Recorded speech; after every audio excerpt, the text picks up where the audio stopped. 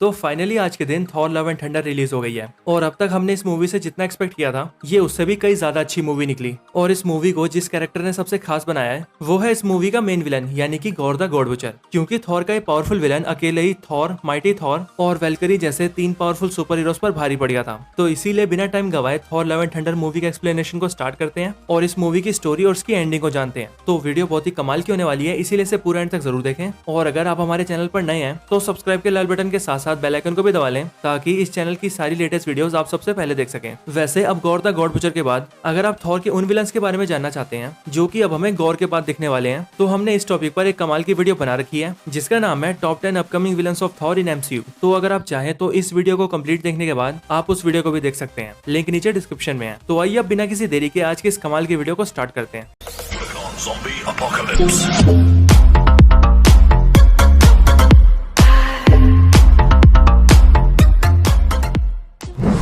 तो इस मूवी की शुरुआत होती है गॉर के प्लेनेट से, जहां पर हम गॉर और उसकी बेटी को देखते हैं। यहीं पर हमें पता लगता है कि गॉर के प्लेनेट के सारे लोग भूख और प्यास से मर चुके हैं और अब सिर्फ गॉर की बेटी बची है जो कि गॉर की आंखों के सामने ही, लेकिन अब वो भी भूख से अपनी जान दे देती है। लेकिन गॉर अब भी गॉड से प्रार्थना कर रहा होता है और उनसे दुआ मांग रहा होता है कि वो ये सब ठीक कर दें। पर तभी गॉर को एक जंगल से कुछ आवाजें आती है, जिसके बाद जब गॉर आवाज का पीछा करते हुए वहां तक जाता है तब वहां पर उसे एक गोल्डन कलर का फ्लावर गॉड दिखता है। लेकिन इस गोल्डन गॉड के सामने ही गॉर को एक ब्लैक गॉड भी दिखता है जिसके पास ही रखी होती है नेक्रोसॉर्ड। इसके बाद ही गॉर जैसी गोल्डन गॉड को देखता है तब वो उसके सामने अपना सिर झुकाता है और उससे प्रार्थना करने लगता है। जिसके बाद वो गोल्डन गॉड गॉर को बताता है कि मैं बहुत शक्तिशाली हूँ और मैंने इस ब्लैक गॉड को मारा है जो ब्लैक गॉड इस ऑल ब्लैक नेक्रोसॉर्ड का विल्डर था। इसके बाद वो गोल्डन गॉड नेक्रोसॉर्ड के बारे में बोलते हुए कहता है कि ये नेक्रोसॉर्ड दुनिया में तब से एग्जिस्ट करती है जब से इस ब्रह्मांड का क्रिएशन भी नहीं हुआ था और ये समय समय पर अपने यूजर को चुनती आई है। लेकिन ये स्वॉर्ड एक श्रापित स्वॉर्ड है जो कि जिसके हाथों में भी जाती है उसे भी श्रापित कर देती है। इसके बाद गॉर उस गोल्डन गॉड की पूजा करने लगता है और उसकी प्रार्थना करते हुए उससे कहता है, हे गॉड, हमें आपकी जरूरत है। हमारे प्लेनेट के सारे लोग मारे गए हैं, इसीलिए अब आप ही हमारी मदद कर सकते हैं। लेकिन वो गोल्डन गॉड गॉर से कहता है कि तुम लोगों की जान की कोई कीमत नहीं है, तुम्हारे मरने से हमें कोई फर्क नहीं पड़ेगा। और ये कहकर वो गॉर का मजाक उड़ाने लगता है। गॉर अपने गॉड के मुंह से ये बातें सुनकर बहुत शौक हो जाता है। जिसके बाद गॉर उससे कहता है कि तुम गॉड्स पूजा के लायक नहीं हो और तुम्हें तो गॉड कहलाने का भी हक नहीं है। लेकिन ये सुनते ही गोल्डन गॉड गुस्सा हो जाता है और वो गॉर को जान से मारने लगता है। पर तभी ऑल ब्लैक नेक्रोसॉर्ड जो कि जमीन पर पड़ी होती है वो हवा में उड़ते हुए गॉर के हाथों में आ जाती है और गॉर से कहती है कि सारे गॉड्स को मार दो क्योंकि ये गॉड्स इसी लायक है। जिसके बाद गॉर नेक्रोसॉर्ड से उस गोल्डन गॉड को मार देता है और इसके बाद गॉर कसम खाता है कि अब वो ब्रह्मांड के सारे गॉड्स को मार देगा। इसके बाद गॉर एक एक करके यूनिवर्स के सारे गॉड्स को मारने लगता है और अलग अलग प्लैनेट्स पर जाकर उन गॉड्स को ढूंढ ढूंढ कर उनकी जान लेने लगता है। लेकिन फिर वहीं दूसरी तरफ हमें थॉर दिखाया जाता है जो कि एक जगह पर बैठकर मेडिटेशन कर रहा होता है। और फिर हमें गॉर की आवाज आती है जो कि कुछ बच्चों को थॉर की स्टोरी सुनाता है। और जैसे जैसे गॉर उन बच्चों को स्टोरी सुनाता है वैसे वैसे दूसरी तरफ हमें थॉर का ट्रांसफॉर्मेशन दिखता है जो कि अब मेहनत कर करके खुद को पहले की तरफ फिट कर लेता है। इसके बाद ही हमें एक प्लेनेट दिखाया जाता है जहाँ पर कुछ मॉन्स्टर्स हमला कर देते हैं और उन्हीं मॉन्स्टर्स का सामना गार्डियंस ऑफ द गैलेक्सी कर रहे होते हैं। लेकिन जब गार्डियंस अकेले उन्हें नहीं हरा पाते तब वो वहाँ पर थॉर को बुलाते हैं। जिसके बाद थॉर वहाँ पर आते ही उन सभी मॉन्स्टर्स को अकेले ही मार देता है। लेकिन जैसे ही वो उन सभी मॉन्स्टर्स को मारकर उस प्लेनेट से जाने लगते हैं तभी पीटर क्विल को अलग अलग प्लेनेट से मैसेज आने लगते हैं और फिर उन सभी को पता लगता है कि एक ऐसा कैरेक्टर है जो कि यूनिवर्स के सारे गॉड्स को मार रहा है। और फिर जब वो लोग उन मैसेजेस को देखते हैं तो वहीं पर थॉर को अपनी दोस्त लेडी सिफ दिखती है। जिसके बाद थॉर ये फैसला करता है कि उसे गार्डियंस ऑफ द गैलेक्सी की टीम से अलग हो जाना चाहिए और उन दोनों को अलग अलग जाकर यूनिवर्स के गॉड्स की हेल्प करनी चाहिए। और फिर यहीं पर थॉर ये फैसला करता है कि वो अपनी दोस्त लेडी सिफ के पास जाएगा। जिसके बाद थॉर अपने दोस्त कॉर्क के साथ उस प्लेनेट पर पहुंच जाता है जहाँ पर उसे फेलिगर द बेहेमोथ की लाश दिखती है और उसी प्लेनेट पर लेडी सिफ भी होती है जो कि गॉड बुचर उसकी आर्मी से लड़ते हुए अपने एक हाथ को गवा चुकी होती है। इसके बाद यहीं पर लेडी सिफ थॉर को गॉर द गॉड बुचर के बारे में सब कुछ बताती है और उससे कहती है कि अब वो न्यू एस्गर्ड पर हमला करने गया है और वहां जाकर अब वो सारे गॉड्स को मारना चाहता है। और फिर ये सुनते ही थॉर वहां से सीधे न्यू एस्गर्ड पर जाता है। फिर इसके बाद ही हमें अर्थ का सीन दिखाया जाता है जहाँ पर हम जेन फॉस्टर को देखते हैं और फिर यहीं पर हमें पता लगता है कि जेन फॉस्टर को कैंसर हो चुका है और अब वो कुछ ही दिनों में मरने वाली है। लेकिन फिर जेन फॉस्टर जब हॉस्पिटल से आकर अपने घर पे बैठी होती है तभी वो एक बुक के अंदर म्योनिर का नाम पढ़ती है। जिसके बाद उसे ये फील होता है कि उसे म्योनिर के पास जाना चाहिए और फिर ये डिसाइड करते ही ही जेन फॉस्टर न्यू एसगार्ड पहुंच जाती है और वहां जाकर टूटे हुए म्योनिर को देखती है। लेकिन जेन फॉस्टर को अपने पास देखते ही वो टूटा हुआ म्योनिर हिलने लगता है और सीधे उसके हाथों में आ जाता है, जिसके बाद जेन फॉस्टर बनती है माइटी थॉर। फिर न्यू एसगार्ड पर रात हो जाती है, जिसके बाद हम ये देखते हैं कि गॉर अपनी ब्लैक मॉन्स्टर्स की आर्मी के साथ न्यू एसगार्ड पर अटैक कर चुका है और एक एक करके वहां के लोगों को मारने की कोशिश कर रहा है। पर तभी वहां पर थॉर आ जाता है और वो गॉर की आर्मी से लड़ने लगता है, जिसके बाद वेलकरी और एसगार्ड के बाकी सोल्जर्स भी वहां आकर फाइट करने लगते हैं और फिर तभी वहां एंट्री होती है माइटी थॉर की। इसके बाद थॉर का सामना पहली बार गॉर द गॉड बचर से होता है, जो कि पहले तो थॉर पर भारी पड़ता है, लेकिन फिर उसके बाद थॉर अपने स्टॉर्म ब्रेकर के साथ गॉर को हरा देता है। जिसके बाद गॉर अपनी आर्मी के साथ वहां से भागने लगता है और वहां से भागते भागते वो एसगार्ड के सारे बच्चों को अपने साथ ले जाता है। इसके बाद जैसे ही गॉर और उसकी आर्मी जाती है, वैसे ही थॉर जेन फॉस्टर से मिलता है और वो उससे इन सब के बारे में पूछता है कि उसने म्योनिर को कैसे उठाया। जिसके बाद वो थॉर को कहती है कि बस मुझे म्योनिर की याद आई और मैं यहाँ पर आ गई। फिर इसके बाद यहीं पर हमें फ्लैशबैक दिखता है, जहाँ से हमें पता लगता है कि थॉर और जेन फॉस्टर काफी सालों पहले साथ रहा करते थे और उसी बीच थॉर ने एक बार अपने म्योनिर से ये कहा था कि मेरे प्यारे दोस्त म्योनिर, तुम हमेशा जेन का ख्याल रखना। और थॉर के ये वर्ड्स म्योनिर के लिए एन्चेंटमेंट बन गए, जिस एन्चेंटमेंट को म्योनिर ने अपने अंदर स्टोर कर लिया। और फिर इसी वजह से जब जेन फॉस्टर म्योनिर के पास आई, तब म्योनिर ने यह जान लिया कि जेन की जान खतरे में है और अपने एन्चेंटमेंट के अकॉर्डिंग उसने जेन के हाथों में आकर उसकी जान बचा ली।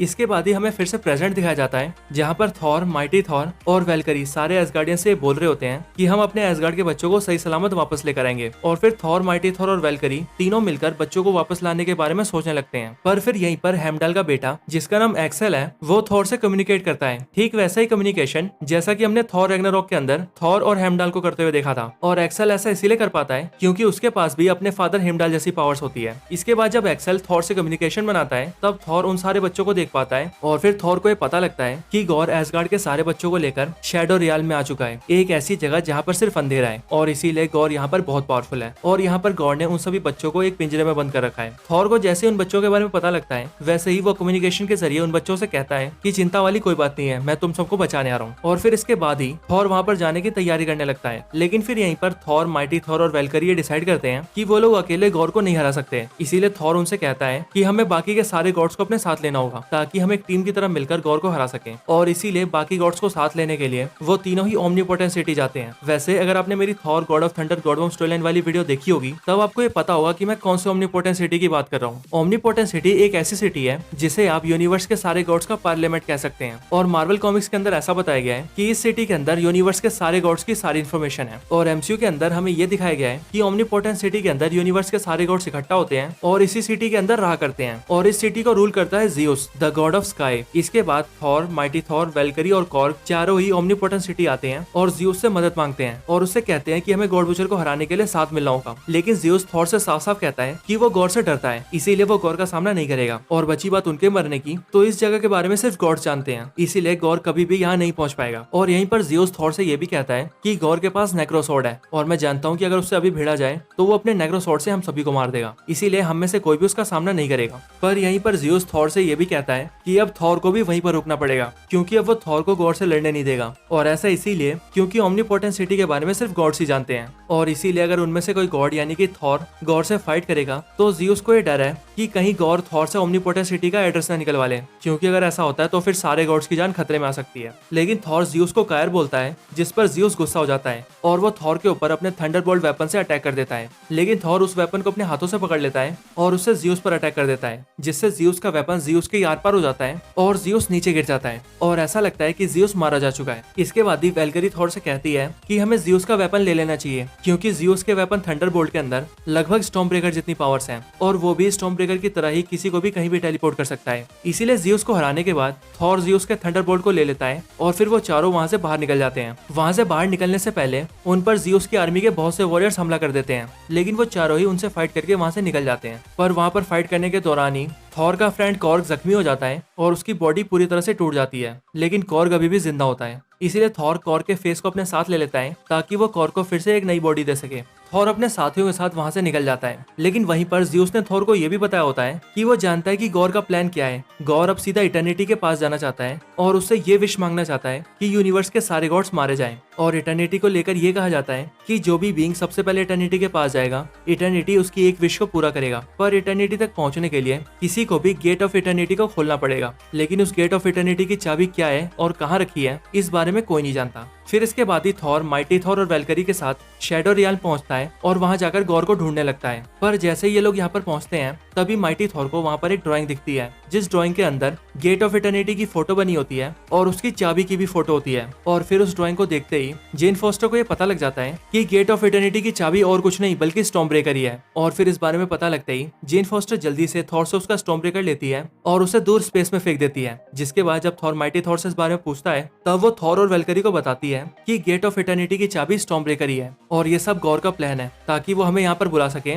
और स्टॉर्म ब्रेकर को थॉर से छीन सके। पर तभी हम देखते हैं कि उन तीनों के सामने गॉर आ जाता है, जो कि अपने नेक्रोसॉर्ड की हेल्प से उन तीनों को कैद कर लेता है। पर वो तीनों अपने आप को छुड़ा लेते हैं और गॉर से लड़ने लगते हैं। लेकिन उस फाइट में लड़ने के दौरान ही जब वेलकरी ज़्यूस का थंडरबोल्ट यूज करके गॉर पर अटैक कर रही होती है, तभी गॉर थंडरबोल्ट को उसके हाथों से छीनकर उससे वेलकरी की पीठ पर हमला करता है और उस थंडरबोल्ट को वेलकरी के आर पार कर देता है। जिसके बाद थॉर और माइटी थॉर ये डिसाइड करते हैं कि उन्हें इस फाइट से अभी पीछे हटना होगा और वेलकरी की जान बचाने के लिए अर्थ पर जाना होगा। और इसीलिए थॉर अपने स्टॉर्म ब्रेकर से बाइफ्रोस्ट खोलता है और सबको वहां से ले जाने लगता है। पर जैसे ही थॉर स्टॉर्म ब्रेकर से बाइफ्रोस्ट खोलता है, वैसे ही गॉर स्टॉर्म ब्रेकर को पकड़ लेता है और उसे थॉर के हाथों से छीनने लगता है। और क्योंकि बाइफ्रोस्ट का इफेक्ट बहुत ज्यादा पावरफुल होता है, इसीलिए थॉर से उसका स्टॉर्म ब्रेकर छूट जाता है और वो तीनों अर्थ पर पहुंच जाते हैं और दूसरी तरफ स्टॉर्म ब्रेकर गॉर के हाथों में आ जाता है। जिसके बाद गॉर गेट ऑफ इटर्निटी को खोलने के लिए निकल जाता है। गॉर से हुई फाइट की वजह से वेलकरी के साथ साथ माइटी थॉर भी काफी जख्मी हो जाती है। इसीलिए थॉर उन दोनों को हॉस्पिटल ले जाता है, जहाँ पर पहुंचकर थॉर को ये पता लगता है कि जब जब जेन फॉस्टर म्योनिर को समन करेगी, तब वो माइटी थॉर तो बन जाएगी,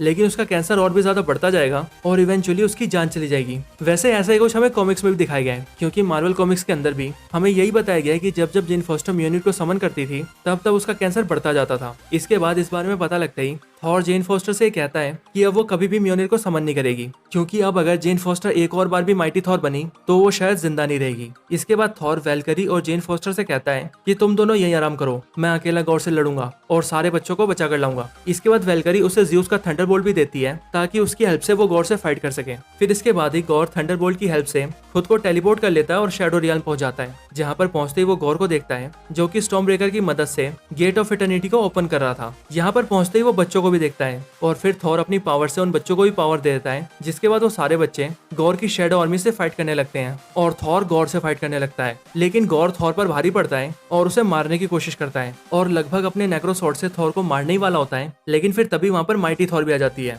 जो कि अपने म्योनिर से गॉर को दूर गिराती है। इसके बाद थॉर और माइटी थॉर दोनों मिलकर गॉर का सामना करते हैं और किसी तरह गॉर के नेक्रोसॉर्ड को तोड़ देते हैं। जिसके बाद गॉर के नेक्रोसॉर्ड के टूटते ही गॉर की सारी पावर्स चली जाती है। लेकिन तब तक हम देखते हैं कि गॉर गेट ऑफ इटर्निटी को खोलने में कामयाब हो गया था और उसने सक्सेसफुली उस गेट को खोल दिया था। लेकिन जेन फॉस्टर के आखिरी बार थॉर बनने की वजह से उसकी हालत बहुत ज्यादा बुरी हो जाती है, इसीलिए वो मरने की हालत में आ जाती है। लेकिन दरवाजा खुलता हुआ देखते ही गॉर वहां से इटर्निटी के पास जाता है, जिसे देखकर जेन फॉस्टर थॉर से कहती है कि उसे पहले जाकर गॉर को रोकना चाहिए। इसके बाद थॉर अपना स्टॉर्म ब्रेकर उन बच्चों को देता है और वहां पर हेमडाल के बेटे से कहता है कि बाइफ्रोस्ट को ओपन करके सारे बच्चों को न्यू एसगार्ड ले जाओ। और थॉर के बोलते ही वो सारे बच्चे वहां से न्यू एसगार्ड पहुंच जाते हैं। लेकिन वहीं दूसरी तरफ गॉर इटर्निटी के पास पहुंच जाता है और जैसे ही गॉर उस दरवाजे के पार जाता है, वैसे ही गॉर, थॉर और जेन फॉस्टर तीनों ही इटर्निटी के पास आ जाते हैं। पर जैसे ही गॉर इटर्निटी के आगे जाता है, वैसे ही पीछे से थॉर उसे रोकने की कोशिश करता है और गॉड से कहता है कि प्लीज सारे गॉड्स को मत मारो, क्योंकि इस तरह सारे गॉड्स को मारकर अपना बदला लेने से तुम्हें कभी भी शांति नहीं मिलेगी। इसीलिए तुम अपनी विश से गॉड्स को मारने की बजाय अपनी बेटी को भी जिंदा कर सकते हो। इसीलिए मैं तुमसे कहूंगा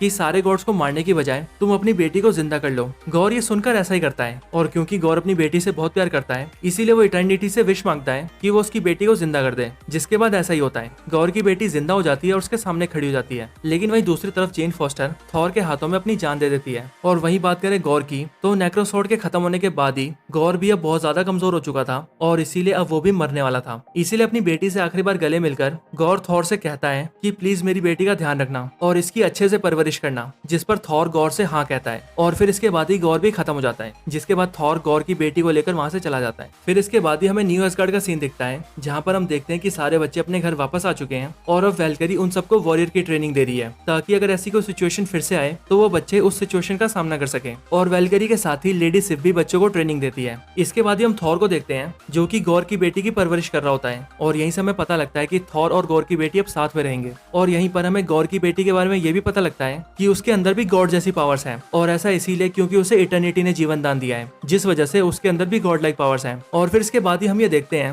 कि थॉर और गॉर की बेटी एक दूसरे प्लेनेट पर जाते हैं, जहाँ पर थॉर अपने हाथों में म्योनिर लेता है और गॉर की बेटी के हाथों में अपना स्टॉर्म ब्रेकर दे देता है, जिसके बाद वो दोनों मिलकर उन सभी मॉन्स्टर से लड़ने लगते हैं। और फिर यहीं पर ये मूवी एंड हो जाती है, और मूवी की एंडिंग के साथ ही हमें ये दिखाया जाता है कि Thor love and thunder movie के अंदर थंडर थॉर को रिप्रेजेंट करता है और लव गॉर की बेटी को। तो यहीं पर ये मूवी एंड होती है। वैसे इस मूवी के अंदर 2 क्रेडिट सीन्स हैं, एक मिड क्रेडिट सीन और दूसरा पोस्ट क्रेडिट सीन। तो अगर इस वीडियो पर रिस्पॉन्स अच्छा आता है और आप सभी मुझे क्रेडिट सीन्स के ऊपर वीडियो बनाने के लिए बोलते हैं, तो मैं कल थॉर लव एंड थंडर के क्रेडिट सीन्स के ऊपर वीडियो जरूर बनाऊंगा, जिसके अंदर मैं इस मूवी का मिड क्रेडिट सीन और पोस्ट क्रेडिट सीन को एक्सप्लेन करूंगा। तो अगर आपको वो वीडियो चाहिए तो कमेंट जरूर करना। तो बस आज की इस वीडियो के अंदर इतना ही। अगर आपको ये वीडियो अच्छी लगी हो तो आप हमारी top 10 upcoming villains of Thor in MCU वाली वीडियो भी चेकआउट कर सकते हैं, जिस वीडियो के अंदर हमने उन 10 विलन्स की बात की है जो कि अब हमें गॉड द गॉड बचर के बाद दिखेंगे। और अगर आपको वो वीडियो अच्छी लगे तो आप हमारी top 10 upcoming villains in MCU, top 10 super heroes who can defeat Thor, Stormbreaker versus म्योनिर और Thor god of thunder god bomb storyline जैसी कमाल की वीडियोस देख सकते हैं। मैं इन सभी वीडियोस का लिंक डिस्क्रिप्शन में भी दे दूंगा, तो अगर आप इंटरेस्टेड हो तो चेकआउट जरूर करना। तो इस वीडियो को यहीं पर एंड करते हैं। ये वीडियो अच्छी लगी हो तो इसे लाइक जरूर करें, चैनल को सब्सक्राइब नहीं किया तो भी सब्सक्राइब करें। मैं आपसे मिलता हूं ऐसी किसी और बेहतरीन वीडियो में, तब तक के लिए गुड बाय।